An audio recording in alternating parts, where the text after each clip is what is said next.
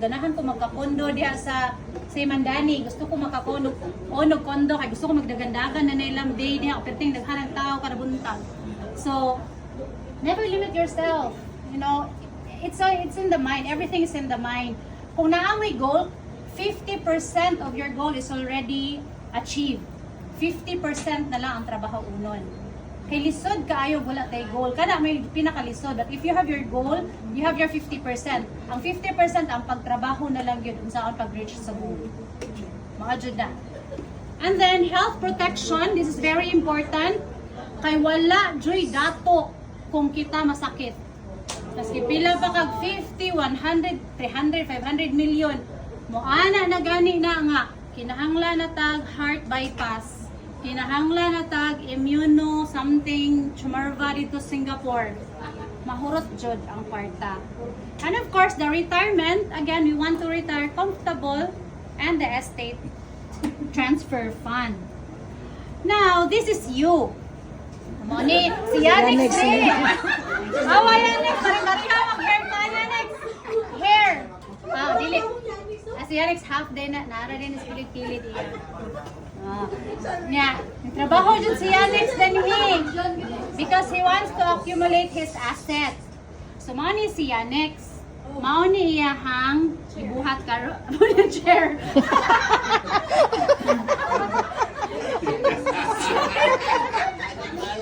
Tagato na akong Gcash na niyon yan in chair. Wala na, paong na dahil UH. Ako kasagang atong chair na.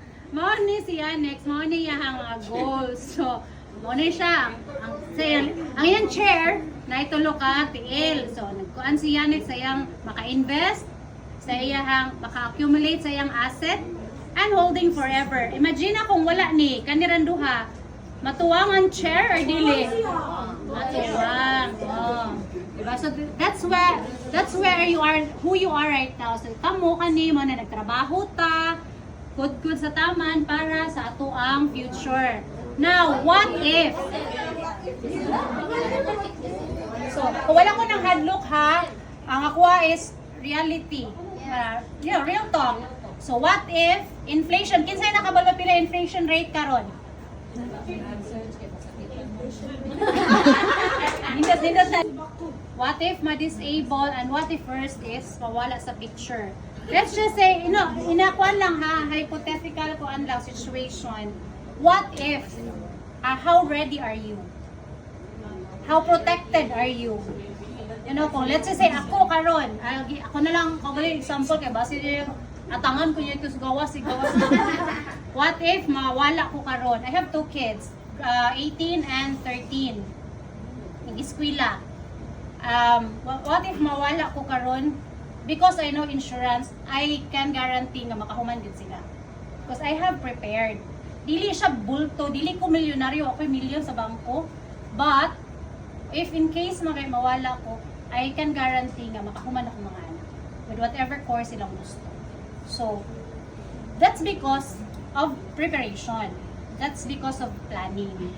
So, that's why right now, again, what we are telling you here is, we are here to share the beauty and the advantage of insurance. It's not about having money in the bank or having millions in the bank. It's like you are putting something small and then later on you can get out bigger out from what you have saved or what you have planted. So we're here to give you solution, protection, and security for yourself and of course for your loved ones. So right now again, we are here. Kanila, trabaho, si Yannick, grabing trabaho, overtime si Yannick. May reklamo. May reklamo, di gina mo reklamo si Yannick, no? Reklamo di ay. Sorry ka. Dahil kuan. And then this is you. So I hope we are somehow doing this, saving for our assets, real estate, business, and then we hope that one day let's hope that these 3, so whatever atong gipang trabahuan karon, once we retire, it will go back to us. So makasave, makakuan siya nato, makatabang siya nato. So mao na to ang amo ang kuan, ang amo ang share ninyo about